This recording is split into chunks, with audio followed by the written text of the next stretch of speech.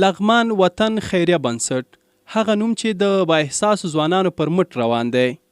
دغه بنسټ نن یو ځل بیا د 100 کونډو بې سرپرستو او یتیمو ماشومانو په شونډو باندې مسکا راوسته. یاد بنسټ نن هغه کونډو بې سرپرستو او یتیمو ماشومانو ته یوه جوړه جامې ورکړي چې د اختر لپاره یې نه درلودې. د دغه بنسټ مسؤل ځوان انقلابي یوسفزی وایي چې دغه جامې دوی ته له هېواده بهر میشتو بااحساسو وطنوالو رالیږلې وې.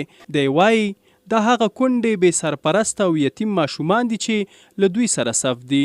دوی په خپل کور او کلي کې هیڅ هم نه لري، یوازې دې ته په تمه وي چې د لغمان وطن خیریه بنسټ مرستې به تر دوی کله رسیږي. دلته چې کوم فامیلونه تاسې ګورئ دا هغه فامیلونه دي چې د دوی ورونه پلرونه یا خاوندان په تیرو جګړو کې یا کال مخکې یا 2 کاله مخکې یا 3 کاله مخکې یا 4 کاله مخکې یا د میاشتو وړاندې دی په جنګونو او جګړو کې خپل ژوند له لاسه ورکړی.